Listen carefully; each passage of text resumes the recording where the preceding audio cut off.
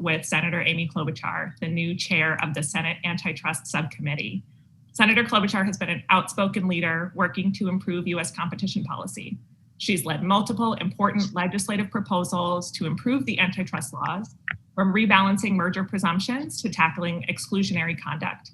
We can't wait to see what she'll do with the chair's gavel this Congress. Senator Klobuchar, thank you so much for joining us today. Well, thanks so much, Charlotte. And yes, the gavel. I'll finally be able to call hearings, which, as you know, the House has been doing an extraordinary job with a series of hearings and recommendations, but we were limited on the Senate side. I actually get along quite well with Mike Lee, and he did do some good hearings, including a recent one we had on Google, but I'm going to really step up the pace and with also a focus on trying to do oversight, of course, of what's going on at the agencies with a lot of exciting possibilities there, and help them to fund the agencies, and then finally legislation. And that's what I'm going to talk a little bit about today. I would be remiss not to note the moment that we're in, and that it's one of the most challenging periods in our nation's history. I think we all know what the pandemic has done, not only in some of the competition issues, which I'll discuss briefly, but also just to everyday citizens, losing more than 400,000 Americans. And we also, of course, have had the divisiveness in our politics, which was on full display in the insurrection that occurred at the Capitol. And so I really took that inauguration as this major moment for our country to come together as a moment of hope. It literally took place on the same platform with the green spray paint still on the bottoms of the columns. I don't know if people saw it, but it was there. All the windows had been broken through and we got them fixed. And Senator Blunt and I felt very strongly that that beautiful sunny morning was going to be a moment of national unity and hope. And as I said, it was the day that our democracy picks itself up, brushes off the dust, and does what America always does, to go forward as a nation under God, indivisible, with liberty and justice for all. And part of going forward as a nation is to make sure that our economy works and it works for everyone. And a lot of that has to do with competition policy. And the word antitrust, I think we all know, is a little limiting. Although I've enjoyed the recent news, I was teasing Pete Buttigieg, who just got out of our committee with, I think, practically, if not a unanimous vote, as transportation secretary. I've been teasing him for months that after our rivalry during the presidential campaign, that his book is called Trust, that he put out this fall, and my book is called Antitrust. But despite that name of my book, I think that we all know that the word can be limiting for some people, and that what we really need to do is start talking about this as competition policy. And we know when it comes to the tech area, especially, we have seen this enormous transformation of our society. So much of it good, connecting with friends, consulting with our doctors, especially during the pandemic, working remotely, ordering our groceries, you name it. And the technologies have transformed our lives. But just because these companies are successful and have brought us good things doesn't mean that we just sit back and go, that's great, and just let the consolidation continue. To me, it means we want more successful companies. We want the next development. We want the prices to go down. We want privacy legislation. And I'm so glad to see that Tom Wheeler is part of this group as well, because he knows this area well as Fiona and Charlotte. So a lot of this is looking back at our roots as a country and what really made our economy strong. And so much of that has had to do with the realization way back to the founding fathers that we had to have some balance, and that if we want to have a successful capitalistic economy, and I mean that in a positive way, we always have to make sure that we continue to have a situation where we have new entrepreneurs and new ideas and new innovation and some fairness in how all of this works. And so right now we don't have that fairness. And I think we know that it's not just the US that is taking this on.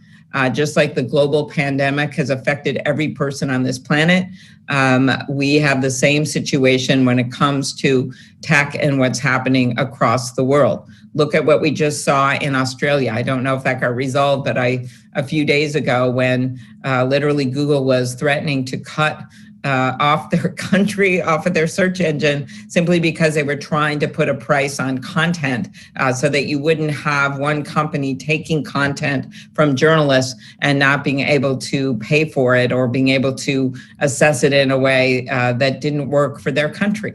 That's their right to try to figure that out.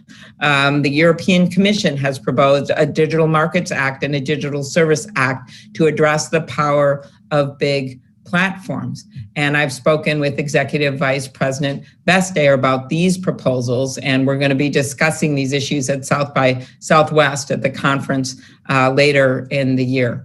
And these aren't issues that we should just leave to our Australian and European friends, as much as we like them.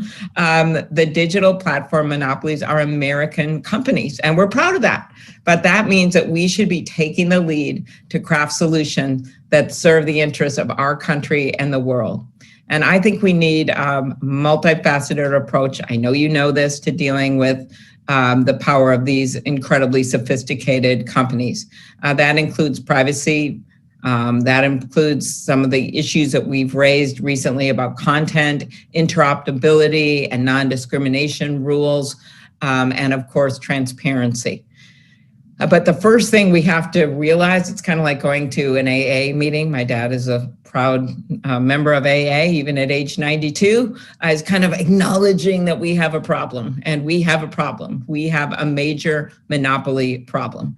And it's a problem that isn't just limited to tech, although, of course, there's been a lot of focus on that, given that we have, I think, $2 trillion companies now in their ranks.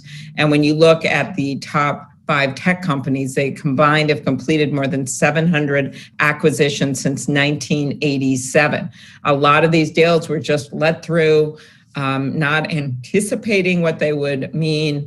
And that's a lot of what my legislation, and I believe the work of the Justice Department, which I have commended, probably brought a little too late there at the end of the year, but still, nevertheless, the fact that the Justice Department brought the Google case and the FTC brought the monopolization against Facebook was a major game changer, as well as the work that's gone on with the attorney generals across the country. An important feature of the cases is that they include calls for structural relief, which of course is antitrust speak for breaking up a company. But remember, that doesn't necessarily mean that it's radical. Unless you consider AT&T a radical company, they were broken up many, many years ago, and they were then able to compete in a better way. And I'll get to that in a second. I saw this firsthand as a young law firm lawyer. So actually my work in the law firm way back before I got elected to anything was about taking on a monopoly. My big client was MCI. I somehow got that client as a young lawyer because no one at the firm could understand what intralata or interlata meant. And I took it on, and I saw literally what had been and what would be in terms of the launching of this incredible cell service market, in terms of the prices going down with long distance, and nearly in all cases before the regulatory bodies that I led for years, we were on the same side of the consumer groups. We were on the same side of the Attorney General's office. So that was my first involvement in any of this. And then, of course, I got to the Senate and I learned a lot more. And when I look at this, is this possible that we build an antitrust movement again and get some legislation passed, as has happened throughout history when we've confronted new problems in antitrust? And we just haven't done this yet in this country. But when you go back in time, I mentioned the founding fathers, the Boston Tea Party wasn't just about taxation without representation. It was also because a lot of our original citizens that came here, they actually were fighting the monopoly in Britain, and there were all kinds of monopolies. But they, in particular, got pissed off when they realized that they were going to have to get their tea from one tea company, the East Indian Tea Company, and that meant they couldn't have competition. And so that's in part, what the Boston Tea Party was about. Then you go forward and you see this heavy involvement in the Midwest as our country grew. Farmers standing up for monopolies. The Granger Movement actually started in Minnesota and in Iowa. The unions in Chicago, whether it was the Haymarket riot, the Pullman strike, literally played this role in a very visceral way in pushing against what were called then the trusts, whether it was a sugar trust or the beef trust or Standard Oil. And there was so much political activity back then that it was literally a competition between the political parties of who could be strongest. And that would be everything from Teddy Roosevelt riding his literal anti-monopoly horse into the White House, or whether it was Senator Sherman, who was a Republican from Ohio, who was the original author of the Sherman Act. And so this was always bipartisan with William Jennings Bryan and so many that were focused on the power of monopolies. And so when you look at that, it gives you some hope that we can do it again. I don't know if we'll get back to the point where Woodrow Wilson ran in part with a antitrust political song. One of his campaign songs was about antitrust.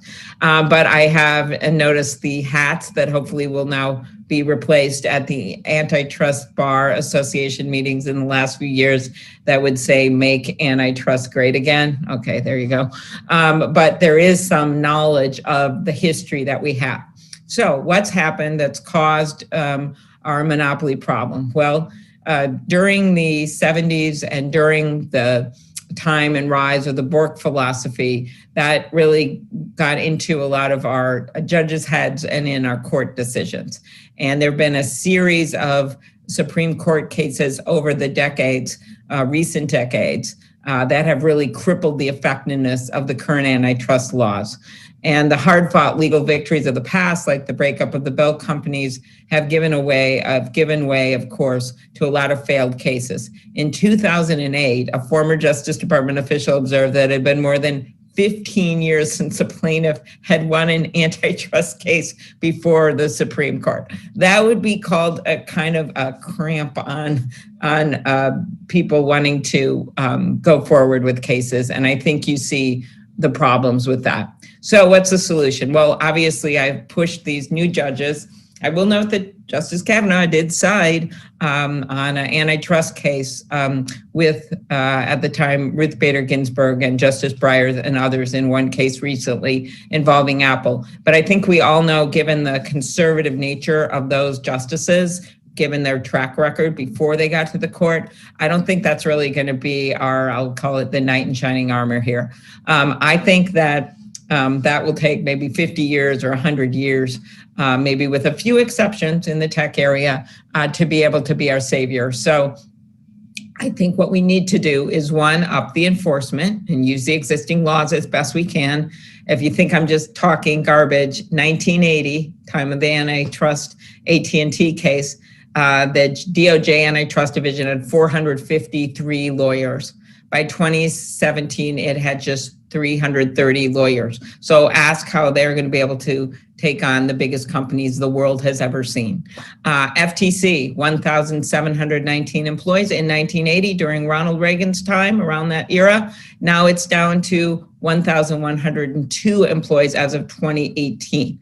So Senator Grassley and I have a bipartisan bill that has a lot of support on both parties to change the fees for mega mergers. That would add about $135 million split between the agencies, which would make a major difference. We were able to work with the Trump administration, with Macon Delrahim and the FTC, Chairman Simon, at the end to get some money in, I think about $15 million per agency, which will be helpful, but I think it just goes to show what they're up against.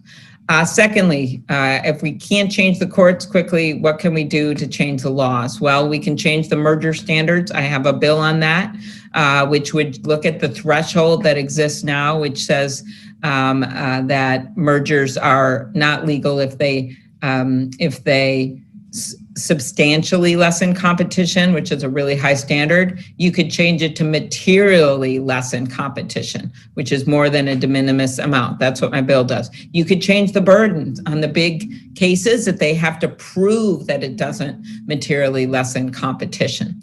Exclusionary conduct, that's another bill that I have with some good co-sponsors, and that would look at shifting the burden to dominant firms to prove that their exclusionary conduct doesn't risk harming competition and does other things with regard to the conduct. Civil fines for monopolization violations, lookbacks, having the FTC gather information once again. They used to do that about concentration in industry, so that we're looking at it not just, well, does this merger look good or not? We're like kind of looking at what are the industries, because I think there'll be a lot of surprises. I remember a very amusing John Oliver segment, which he did on antitrust, and he went through all the consolidation from sunglasses to cat food, and then ended by saying, if this is enough to make you just want to die, he said, good luck, because there's only 3 coffin makers now in the country. By the way, that is now down to 2, because one of them bought the other. And so much of this beyond tech has been allowed to fester. And I fear that it's only getting worse in the pandemic when we've lost 100,000 small businesses, obviously particular industries like tech getting more and more concentrated.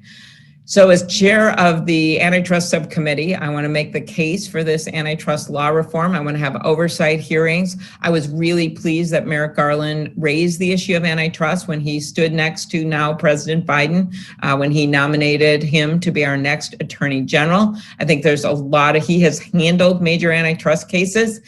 He has a good understanding of this, and that's the first, as I said, acknowledging what the issues are and learning them are going to be the most important thing. So he will certainly hit the ground running. And I'm looking forward to seeing who the Biden administration puts in place. Obviously, I'm advocating for aggressive and effective leadership at the antitrust division and at the FTC, and working with David Cicilline and Jerry Nadler and our partners in the House on pro-competition proposals.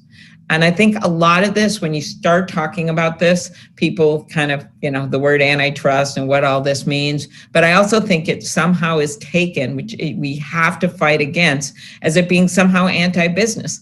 Even successful companies, even popular companies, and even innovative companies are subject to the laws of this country. And their success does not give them a free pass to harm competition. And in fact, the AT&T example is a great one, where one of their former CEOs said it actually made them stronger, that they got through all of that, and now they were able to kind of dust off some of the old ways and be able to compete in the modern world. And we all know the success that came out of that. And I would predict the same thing would happen if we would unleash Instagram and unleash WhatsApp and unleash some of these other companies which were considered nascent when they were bought, but we now know that the intent of the companies in buying them was to simply be able to bolster their own position in the market and make sure that there weren't developing competitors. That's just wrong, and we have an opportunity to do something about it. I'm hoping we can be joined by people from both sides of the aisle. We have to be able to pass this. But I can tell you one thing, the public is with us. They understand the problem. They figure out after a while that when they go to look for online travel deals, when the pandemic's done, that in fact, all the names of all these companies, it really just boils down to 2. They just have different names, but they're owned by the same thing. So to me, we have an exciting opportunity ahead to continue the work of the last hundreds of years, where our country stood tall to make sure that we had strong competition, entrepreneurship, new ideas, and this is the moment to make that happen. So thank you for allowing me to say a few words, and I know you'll have a lot more good words to say as well. So thanks, Charlotte. Thanks, everyone. Thank you so